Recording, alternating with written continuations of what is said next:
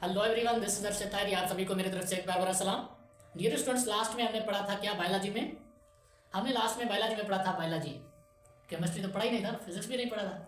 Biology में हमने पढ़ा था स्केलेटल मसल्स, कार्डियक मसल्स और स्मूथ मसल्स को डिफ्रेंशिएट किया था। और उसके बारे में ये भी पढ़ा था कि हमारे मसल्स जो है मूवमेंट में हेल्प करते हैं। कोई भी मसल हो, कार्डियक मसल हो, कार्डियक की मूवमेंट रिदमिक मूवमेंट प्रोड्यूस करवाता है।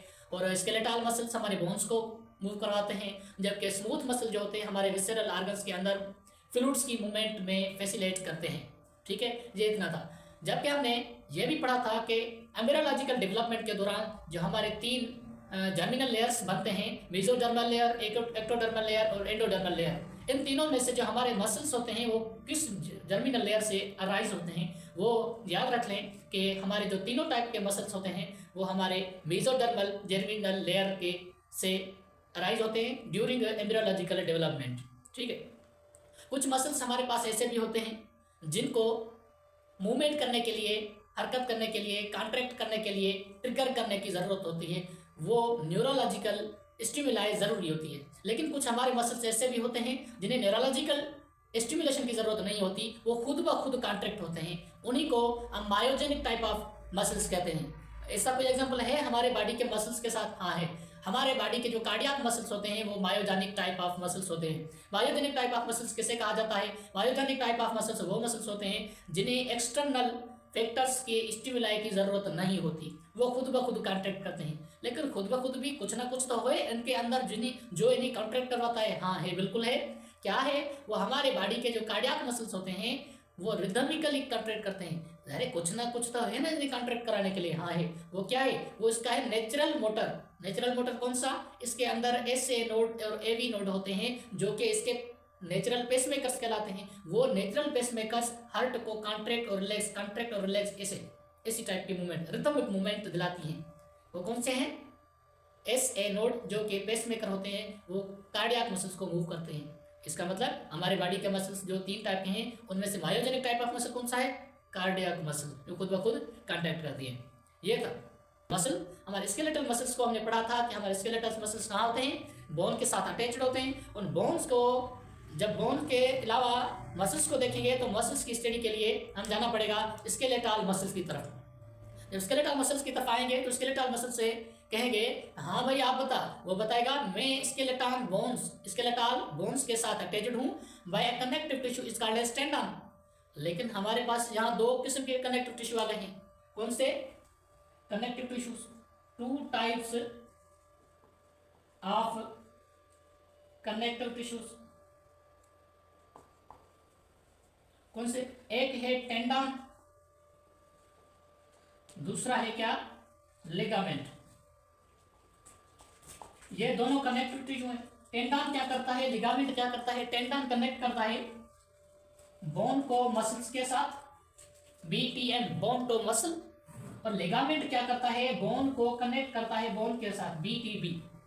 टेंडन एक ऐसी कनेक्टिव टिश्यू है जो कि बोन को कनेक्ट करता है मसल्स के साथ, और लिगामेंट एक ऐसे कनेक्टिव टिश्यू है जो कि बोन को बोन्स के साथ कनेक्ट करता है। हमारी बॉडी के मसल्स जो होते हैं स्केलेटल मसल्स, उसके भी हर एक मसल के दो रीजन होते हैं। मसल्स के भी दो तीन रीजन होते हैं। ठीक है, एक होता है ओरिजिन, दूसरा होता है इंसर्शन, तीसरा होता है बेली। ठीक है, ओरिजिन, इंसर्शन, बेली। ओरिजिन मसल्स की वो जगह है, वो पोजीशन है जहां पर वो मसल्स बोन्स के साथ अटैच्ड होते हैं। और वो ओरिजिन, उसकी जो पॉइंट होती है वो इमूवेबल होती है, या वैसे कह सकते हैं कि स्टेशनरी पार्ट या स्टेशनरी पोजीशन। और इंसर्शन क्या है? जो मूव करे, फ्री पार्ट, फ्री एंड कह सकते हैं। ओरिजिन स्टेशनरी एंड होता है, इंसर्शन फ्री एंड होता है। जबकि बेली क्या है? बेली इंसर्शन और ओरिजिन के बीच वाला डिस्टेंस जो होगा ना, part between origin and insertion. Origin और इंसर्शन के बीच में जो पार्ट होता है मसल्स का, उसे हम बेली कहते हैं। बेली थिक होती है जो कि ओरिजिन और इंसर्शन के बीच में कॉन्ट्रैक्ट करती है। इन तीनों में से पूछा जाए कि कॉन्ट्रैक्ट कौन करता है? Origin, insertion, belly, all of this तो उनमें से सिर्फ बेली ही होगा। आपसे मैं पूछा जाए कौन कॉन्ट्रैक्ट करता है, तो बेली, क्योंकि ओरिजिन स्टेशनरी एंड होता है और जो इंसर्शन होती है वो कॉन्ट्रैक्ट को फैसिलिटेट करता है। कॉन्ट्रैक्ट वैसे फैसिलिटेट करेगा। फॉर एग्जांपल ये स्केपुला और ह्यूमरस के साथ जो बाल एंड सॉकेट जॉइंट बनी हुई है, यहाँ पर बाइसेप और ट्राइसेप मसल्स होते हैं ना, और वहाँ एक यहाँ पर हाइंड जॉइंट है। हाइंड जॉइंट कहाँ पर होता है, एल्बो और नी के पास। फॉर एग्जांपल ये हमारे बाइसेप मसल्स होते हैं फ्रंट में, और उसकी ओरिजिन पॉइंट यहाँ पर होगी, इंसर्शन यहाँ पर होगी। ओरिजिन और इंसर्शन के बीच में जो डिस्टेंस होगा, ये पार्ट होगा, उसे हम बेली कहेंगे, जो कि थिक होगा। ठीक है, ये मूव नहीं करता, मूव ये करता है। ये कौन सी पार्ट है, ये इंसर्शन है। ये क्या है, ओरिजिन है। अब इंसर्शन मूव नहीं करता, देखिए इंसर्शन वहीं पर है, लेकिन फैसिलिटेट करता है मूवमेंट को और किसी को कॉन्ट्रैक्ट करवाता है। ये बीच वाला डिस्टेंस जो कि बेली है, बेली कॉन्ट्रैक्ट करता है। ठीक है, अब इनकी मूवमेंट और फैसिलिटेट ये हो गया। अब थोड़ा स्ट्रक्चर के पास चलेंगे कि स्केलेटल मसल्स की अल्ट्रा स्ट्रक्चर कौन सा है, जनरल स्ट्रक्चर कौन सी है। जनरल स्ट्रक्चर ऑफ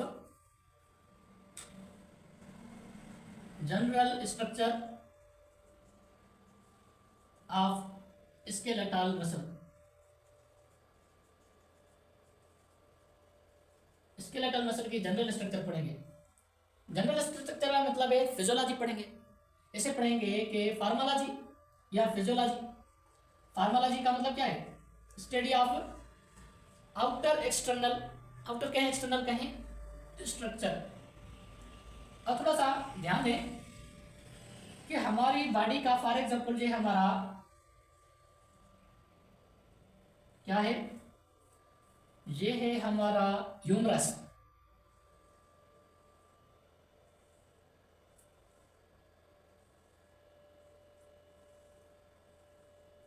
ये हमारा ह्यूमरस है, और यहां पर आप कंसीडर करें कि ये क्या है, ये स्केपुला है। स्केपुला बनाने की जरूरत नहीं है,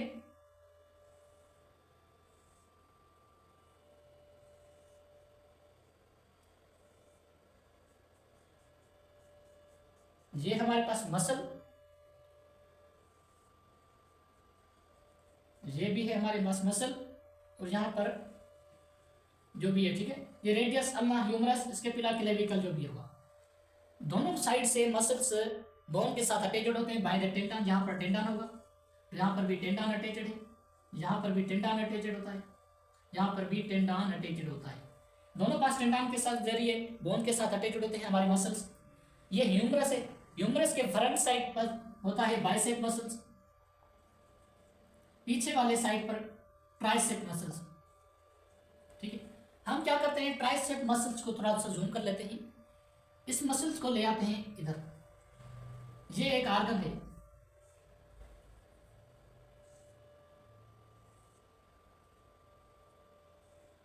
जब हमने मसल को कट किया उसके सामने वाला पोर्शन ऐसे नजर आया। ठीक है, किसे कहेंगे, इसने हमें कैसे लाया,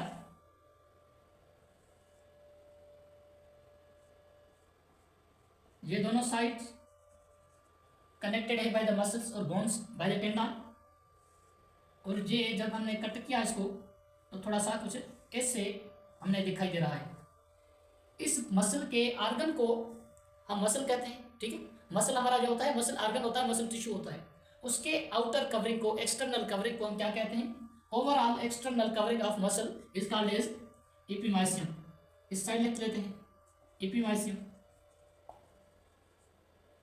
एपिमाइसियम क्या होता है, एपिमाइसियम होता है overall external covering of muscle organ. ये मसल आर्गन है, उसकी आउटर कवरिंग को एपिमाइसियम कहते हैं। और हर एक मसल आर्गन के अंदर मसल फाइबर होते हैं।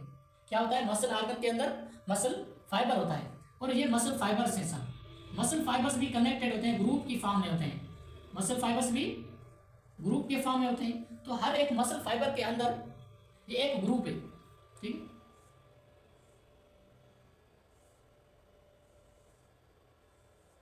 ये एक मसल ग्रुप है मसल फाइबर का। इसे मसल फाइबर के ग्रुप को कहते हैं fascicle, group of muscle, group of muscle fibre, जिन्हें हम फेसिकल कहते हैं, फेसिकल ग्रुप ऑफ मसल्स। इस ग्रुप ऑफ मसल्स के अंदर भी क्या होते हैं, ग्रुप ऑफ मसल्स के अंदर मसल फाइबर होता है। ठीक है, ये है मसल फाइबर, ये फेसिकल के अंदर ग्रुप ऑफ मसल, ये ग्रुप ऑफ मसल है, मसल फाइबर होता है, और इसके अंदर मसल फाइबर एक को निकालेंगे। जब एक मसल फाइबर को निकाला तो हमारे पास इसके अंदर भी क्या होते हैं, मायोफाइबर।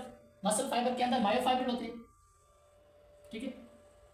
मसल फाइबर के ग्रुप को हम फेसिकल के आउटर कवरिंग को क्या कहते हैं, फेसिकल के आउटर कवरिंग को कहते हैं पेरीमाइसियम।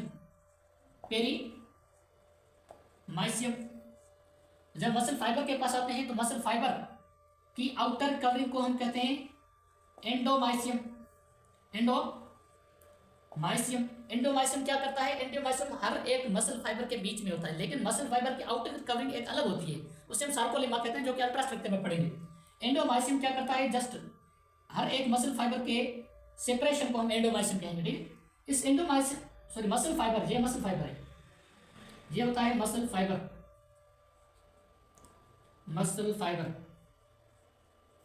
इस मसल फाइबर के अंदर थिक और थिन फिलामेंट्स होती है। मसल फाइबर के अंदर मायोफाइब्रिल होते हैं, ठीक है। मायोफाइब्रिल ऐसे, ये एक मायोफाइब्रिल है,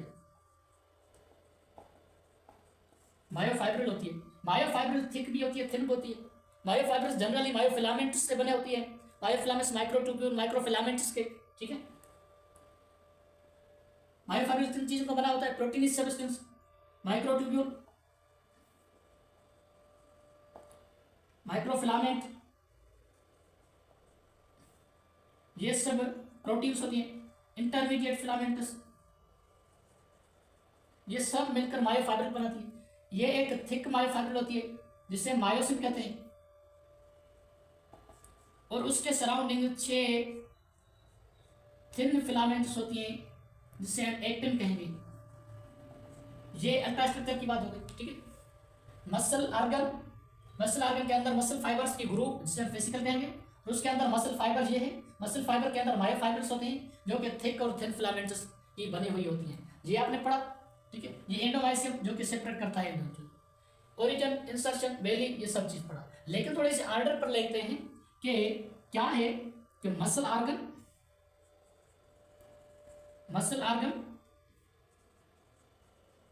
ऑर्गन में से निकलता है क्या, फेसिकल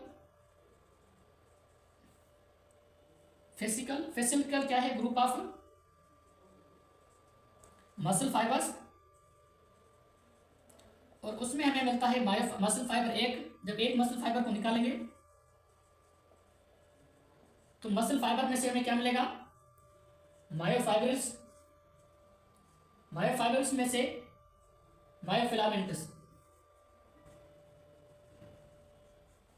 ये तरतीब आप याद कर लेंगे कि मसल ऑर्गन ओवरऑल होता है, उसमें मसल फाइबर्स के ग्रुप्स मिलते हैं, फेसिकल कहते हैं। उनमें से एक मसल फाइबर को निकालेंगे, उसमें से मसल फाइबर में से मायोफाइब्रिल मिलेगा, और मायोफाइब्रिल में से हमें मायोफिलामेंट मिलेंगे जो कि थिक और थिन मायोफिलामेंट्स होते हैं। ये था इसकी जनरल स्ट्रक्चर। अभी थोड़ा अल्ट्रा स्ट्रक्चर के पास चलेंगे।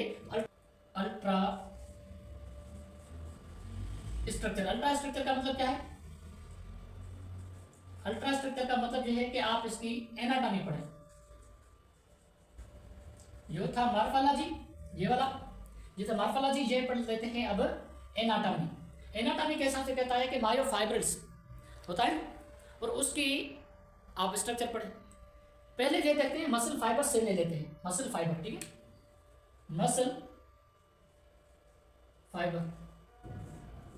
मसल फाइबर एक ग्रुप ऑफ मसल है, मायोफाइब्रिल्स होता है, ठीक। मसल फाइबर की आउटर कवरिंग को हम क्या कहते हैं। अब देखिए मैंने आपको बताया कि मसल फाइबर की आउटर कवरिंग को एंडोमाइसियम क्यों कहते हैं कि हर एक मसल फाइबर एक दूसरे से एंडोमाइसियम से सेपरेट होता है। लेकिन मायोफाइब्रिल की खुद की, मसल फाइबर की खुद की क्या कवरिंग होती है, इस covering it is covered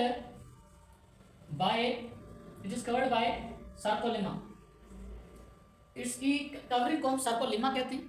muscle fibre क्या है, मसल सेल है, ठीक है। मसल फाइबर क्या है, मसल सेल है। उस सेल के अंदर सेल की मेम्ब्रेन होती है। इससे अगर ये सेल है तो उसकी मेम्ब्रेन क्या होगी, सार्कोलेमा।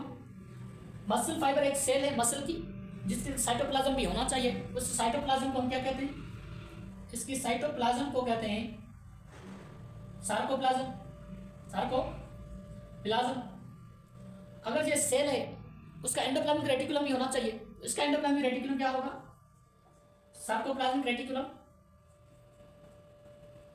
जो काम एंडोप्लाज्मिक रेटिकुलम करता है वही काम सार्कोप्लाज्मिक रेटिकुलम भी करता है। सार्कोप्लाज्मिक रेटिकुलम क्या करेगा? स्टोर कैल्शियम आयंस, वो कैल्शियम आयंस स्टोर करता है। ठीक है। मसल फाइबर के अंदर माइटोकॉन्ड्रिया भी अबंडेंट होते हैं, इसके भी माइटोकॉन्ड्रिया अबंडेंट में होते हैं। इसके माइटोकॉन्ड्रिया को कहा क्या जाता है? माइटोकॉन्ड्रिया। इसका होगा क्या? सार्कोसोम। सार्कोसोम। माइटोकॉन्ड्रिया का काम क्या होता है? माइटोकॉन्ड्रिया हमारे बॉडी के अंदर जो सेल्स होते हैं वो क्या करता है? एरोबिक रेस्पिरेशन का सेंटर होता है जो कि एटीपी प्रोड्यूस करता है। लेकिन जहां सार्कोसोम का माइटोकॉन्ड्रिया की तरह काम क्या है? जब मसल फाइबर्स कॉन्ट्रैक्ट करते हैं तो उस कॉन्ट्रैक्ट के दौरान वो एटीपी प्रोड्यूस करते हैं और एनर्जी प्रोड्यूस करती हैं सार्कोसोम्स। ठीक है। और मसल फाइबर के अंदर मायोफाइब्रस होते हैं। वो मायोफाइब्रस क्या करते हैं? मोटर एंड प्लेट पर मोटर न्यूरॉन के एक्सन के साथ जंक्शन बनाते हैं और वो नर्व इंपल्स के जरिए कॉन्ट्रैक्शन करते हैं और स्टिमुलाई के साथ वो इनिशिएट हो जाते हैं। तो वैसे कह सकते हैं कि मायोफाइब्रस क्योंकि मसल फाइबर के अंदर मायोफाइबर होता है। Myofibres join to the axon of motor neuron at neuromuscular junction बनाते हैं जहां पर माइटोकॉन्ड्रिया अबंडेंट होते हैं। वेयर जहां पर माइटोकॉन्ड्रिया आर अबंडेंट। क्योंकि जब कॉन्ट्रैक्ट करते हैं तो कॉन्ट्रैक्ट करने के लिए एनर्जी चाहिए होती है, वो एटीपी के फॉर्म में माइटोकॉन्ड्रिया इन्हें देती हैं। ठीक है। ये था थोड़ा सा स्ट्रक्चर ऑफ मसल फाइबर के जरिए। अब मायोफाइबर के अंदर जब आएंगे तो मायोफाइबर्स की कनेक्शन कुछ ऐसी तरह है कि जो सार्कोप्लाज्म होता है ऐसी तरह है। आउटर मेम्ब्रेन सार्कोप्लाज्म, ये उसकी मायोफाइबर के अंदर मसल फाइबर के अंदर भी पड़ते हैं कि सार्कोप्लाज्मिक रेटिकुलम होता है। सार्कोप्लाज्मिक रेटिकुलम आप ऐसे मानिए कि ऐसे होता है, ये सार्कोप्लाज्मिक रेटिकुलम वैसी होती है। लेकिन मैं आपको बताता हूँ सार्कोप्लाज्मिक रेटिकुलम में भी सेल में ऐसे नहीं हो, क्योंकि माइक्रोस्कोपिक स्ट्रक्चर है, हम ऐसे देख तो नहीं सकते नेकेड आई के जरिए, हम इससे देखते हैं माइक्रोस्कोपिक लेवल के जरिए। ठीक है। तो माइक्रोस्कोप को उठाएंगे तो हमें रिवील करता है, बुक्स में लिखा है कि मायोफाइब्रल्स के पैरेलल होता है कौन? Sarcoplasmic reticulum. ये सार्कोलेमा होता है। ये जो होता है मायोफाइब्रल होता है यहाँ मायोफाइब्रल्स। और मायोफाइब्रल्स के अलाम पैरेलल क्या चीज होती है? Sarcoplasmic reticulum. जब सार्कोप्लाज्मिक रेटिकुलम फोल्ड होता है, सार्कोप्लाज्मिक रेटिकुलम क्या होता है? ऐसे फोल्ड होता है, करीब आता है ना, तो ऐसे ट्यूब बनाता है इसको हम टी ट्यूब्यूल कहते हैं। क्या कहते हैं? T tubule. ट्रांसवर्स ट्यूब्यूल क्या होता है? जो कि ट्रांसफर करे कुछ मटेरियल। क्या ये मटेरियल ट्रांसफर करेगा? ये कैल्शियम आयंस को मूव करेगा, क्योंकि sarcoplasmic reticulum calcium ions store करते हैं। वो सार्कोप्लाज्मिक रेटिकुलम रिलीज होगा टी ट्यूब्यूल के अंदर। जब वो टी ट्यूब्यूल ट्रांसफर करके आएगा तो मसल मायोफाइब्रल्स के साथ कनेक्ट करेगा और वो न्यूरोमस्कुलर जंक्शन की पास आएगा तो वो कॉन्ट्रैक्शन करवाएगा। ठीक है। अब देखते हैं कि टी ट्यूब्यूल परपेंडिकुलर है सार्कोप्लाज्मिक रेटिकुलम के जरिए, और जब सार्कोप्लाज्मिक रेटिकुलम देखते हैं तो वो पैरेलल होता है मायोफाइब्रल्स के जरिए। ठीक है। सार्कोप्लाज्मिक रेटिकुलम पैरेलल तो मायोफाइब्रल्स के साथ पैरेलल होता है, जबकि टी ट्यूब्यूल को देखते हैं परपेंडिकुलर होता है तो sarcoplasmic reticulum as well as myofibrillar. ठीक है। सार्कोप्लाज्मिक रेटिकुलम से परपेंडिकुलर होता है और मायोफाइब्रल्स के जरिए भी ये परपेंडिकुलर होता है। ये था स्ट्रक्चर। और जब न्यूरोमस्कुलर जंक्शन की जगह पर स्टिमुलाई होते हैं मायोफाइब्रल्स, तो वो मायोफाइब्रल्स आते हैं मायोफाइब्रल्स को, ठीक है, धक्का देते हैं। मायोफाइब्रल्स क्या करते हैं? सार्कोप्लाज्मिक रेटिकुलम को इनर्वेट करते हैं। सार्कोप्लाज्मिक रेटिकुलम कैल्शियम रिलीज करता है, वो कैल्शियम जाकर न्यूरोमस्कुलर, यहाँ पर जब हम मायोफाइब्रल्स की बात पढ़ेंगे यहाँ पर एक neuromuscular junction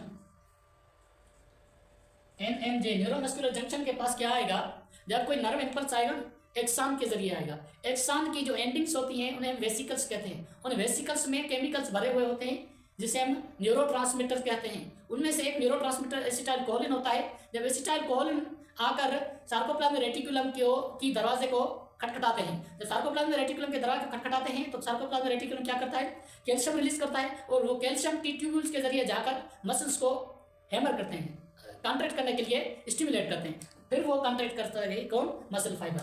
eight neuromuscular junction axon endings release acetylcholine neurotransmitter. Acetylcholine neurotransmitter कहां से रिलीज होते हैं, एक्सॉन की एंडिंग के जरिए, और वो जाकर क्या करती हैं, एसिटाइलकोलिन इनर्वेट या स्टिमुलेट इसे कह सकते हैं, इनर्वेट सार्कोप्लाज्मिक रेटिकुलम। और सार्कोप्लाज्मिक रेटिकुलम क्या करती हैं, release calcium ions. Calcium ions क्या करती हैं, move through T tubules, T tubules के जरिए मूव करते हैं, टी ट्यूब्यूल्स के जरिए जाकर स्टिमुलेट द मायोफाइब्रल्स, और वो जाकर मायोफाइब्रल्स के दरवाजे को खटखटाते हैं। हाँ भाई अब आपका काम स्टार्ट है, आप कॉन्ट्रैक्ट करना शुरू कर दें। जब कैल्शियम ही नहीं आएगा तो वो कॉन्ट्रैक्ट नहीं करेंगे। हमारे मसल्स की कॉन्ट्रैक्शन की वजह क्या है, एक तो है स्टिमुलाई, स्टिमुलाई आएगा तो वो क्या करेंगे, मसल्स कॉन्ट्रैक्ट करेंगे। जब वो मसल कॉन्ट्रैक्ट करना और स्टिमुलाई का होना, स्टिमुलाई में तब स्टिमुलाई जब आएगा वो कैल्शियम रिलीज करवाएंगे, कैल्शियम ही नहीं होगा कॉन्ट्रैक्ट नहीं होगी। ठीक, फिर इसेंशियल्स क्या होती हैं, essentials for muscle contraction, muscle contraction के लिए इसेंशियल्स क्या होती हैं, ये मैं आपको एमसीक्यूज की तरह पूछ रहा हूं। ऑप्शन ए में है nerve impulse, nerve impulse. B में मैं आपसे पूछता हूं release of calcium ions. C में मैं आपको लिख देता हूं एटीपी एनर्जी। और डी में मैं आपसे कहता हूं ऑल ऑफ दिस। आप क्या करेंगे, ऑल ऑफ दिस करके देंगे, क्योंकि नर्व इंपल्स आएगा तो मसल कंट्रैक्ट करेगा, नर्व इंपल्स आएगा तो कैल्शियम रिलीज होगा सार्कोप्लाज्मिक रेटिकुलम से, जबकि सार्कोप्लाज्मिक रेटिकुलम रिलीज होगा तो वो मसल को कंट्रैक्ट कराएगा। मसल को कंट्रैक्ट करने के लिए एनर्जी चाहिए, वो कौन देगा, हमारे सार्कोसोम देंगे, माइटोकॉन्ड्रिया देंगे, और ओवरऑल मसल कंट्रैक्ट करेगा एट लास्ट। ठीक है, ये था मसल कंट्रैक्शन के बारे में। अब और भी इसकी अल्ट्रा स्ट्रक्चर है, वो अल्ट्रा स्ट्रक्चर क्या है अभी भी है, हाँ है, वो क्या पढ़ेंगे। हमारे मसल फाइबर्स कुछ इसी तरह अरेंजेड होते हैं जो कि लाइट और डार्क बैंड्स बनाते हैं स्केलेटल मसल फाइबर्स। ठीक है, वो लाइट और डार्क बैंड्स, लाइट और डार्क कंडीशन क्यों बनता है, वो हमारे मसल फाइबर्स के अंदर फिलामेंट्स की स्ट्रक्चर की वजह से बनता है। कुछ हमारे बॉडी के अंदर मसल्स में जैसे स्केलेटल मसल होता है उसमें लाइट और डार्क बैंड्स, आई बैंड और ए बैंड होते हैं। ठीक है, वो क्यों बनते हैं, थिक और thin filaments. Muscle fibre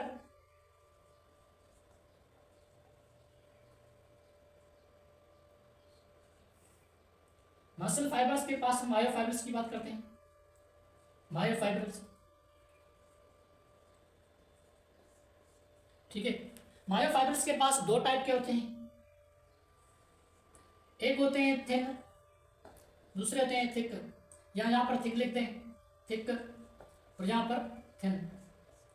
thick myofibrils myosin के बने हुए होते हैं, मायोसिन, मायोसिन फिलामेंट्स। जब मायोसिन फिलामेंट्स की बात करते हैं तो इसके अंदर 6 जो होते हैं पॉली ट्यूब्यूल्स होते हैं। ठीक है, पॉलीन्यूक्लियोटाइड ट्यूब्यूल्स होते हैं, पॉलीन्यूक्लियोटाइड्स।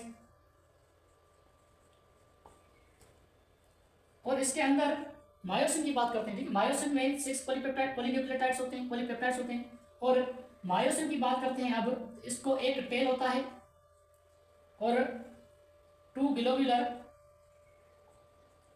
हेड्स होते हैं, एक टेल, दूसरा 2 ग्लोब्यूलर हेड्स होते हैं। और टेल क्या करता है, सेंट्रल पार्ट बनाता है, central part of myofibril. Myofibril के सेंट्रल पार्ट को हम क्या कहते हैं, टेल कहते हैं। और थिन की बात करेंगे तो थिन फिलामेंट्स 6 होती हैं, जो कि यहाँ पर हर एक मायोसिन को घेरे हुए होते हैं, एक होता है एक्टिन, पेयर में होते हैं, दो होते हैं ट्विस्टेड होते हैं, ये भी ट्विस्टेड होते हैं, to strands twisted over each other, यहाँ पर भी twisted over each other. Actin के अलावा प्रोपोनिन होता है, ट्रोपोमायोसिन करके लिखें, ये भी two strands twisted over each other. दूसरा होता है ट्रोपोनिन, ये भी two strands over each other. Troponin, tropomyosin, actin, ये तीन है, 3 × 2 6, थिन 6 होती है, और हर एक मायोसिन थिक फिलामेंट के सराउंडिंग कितने एक्टिन फिलामेंट्स होती है? 6 थिन फिलामेंट्स होती है, एक्टिन नहीं, ठीक है। प्रोपोनिन की बात करते हैं तो वो फर्दर 3 पार्ट्स में होता है, TNC होता है, TNP होता है और TNI होता है। 3 टाइप के प्रोपोनिन होते हैं। वो एक प्रोपोनिन TNC क्या करता है? कैल्शियम से बाइंड होता है। यहाँ वैसे कह सकते हैं कि कैल्शियम जब रिलीज होगा सार्कोप्लाज्म रेटिकुलम से, तो वो प्रोपोनिन के कैल्शियम से बाइंड होगा, TNC binds calcium ions. TNT क्या करता है? ट्रांसवर्स ट्रोपोमायोसिन होता है, बाइंड ट्रोपोमायोसिन। और ये TNI क्या करता है? TNI करता है इनहेबिट करता है ना, इनहेबिट करता है मतलब ब्लॉक करता है, ऐसे कह सकते हैं। यहाँ रोकता है, इनहेबिट द एक्टोमायोसिन कॉन्ट्रैक्शन या एक्टोमायोसिन इंटरैक्शन को इनहिबिट कौन करता है? वो करता है TNI। ये थे प्रोपोनिन के 3 पार्ट्स, ठीक है। जब थोड़ी सी स्ट्रक्चर पढ़ लेते हैं यहाँ पर, तो मायोफाइब्रिल्स को लेते हैं। ये एक मायोफाइब्रिल है। मायोफाइब्रिल्स के लास्ट एंडिंग लाइंस को हम जेड लाइंस कहते हैं। ये जेड लाइन है और ये जेड लाइन है, ठीक है। इन 2 जेड लाइन के बीच वाले डिस्टेंस को हम कहते हैं सार्कोमेयर, यानी कि distance between 2 Z lines is called sarcomere. और इसके बीच वाले डिस्टेंस को हम कहते हैं मिड लाइन, एम लाइन कहते हैं। जो जेड लाइन से दोनों साइड से जो लाइंस अराइज हों, जो थिन फिलामेंट्स अराइज होते हैं, हम उन्हें क्या कहते हैं? हम उन्हें कहते हैं आई बेंड्स। इसी तरह होते हैं, दोनों साइड्स। ये जेड लाइन होता है, जेड लाइन से जो अराइज होने वाली जो लाइंस होती हैं, हम क्या कहते हैं? आई बेंड कहते हैं। ये आई बेंड होता है, आई बेंड। मैं आपसे एमसीक्यूज पूछूं कि आई बेंड्स अराइज फ्रॉम, तो आप क्या कहेंगे? From Z line. Both side से वो क्या होती हैं? आई बेंड्स अराइज होती हैं। और एम लाइन से जो अराइज होने वाली लाइंस होती हैं, अराइज होने वाली मायोफाइब्रिल्स होती हैं, वो क्या होती हैं? थिक मायोफाइब्रिल्स, जो थिन मायोफिलामेंट्स के पैरेलल और उससे थोड़े से हिस्से पर कनेक्ट होते हैं, ऐसे।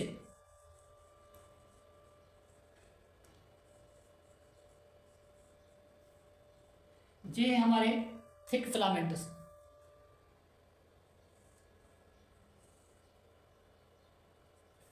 ये होता है आई बेंड, जो कि जेड लाइन के दोनों साइड होता है, और एम लाइन के दोनों साइड जो होता है वो ए बेंड होता है।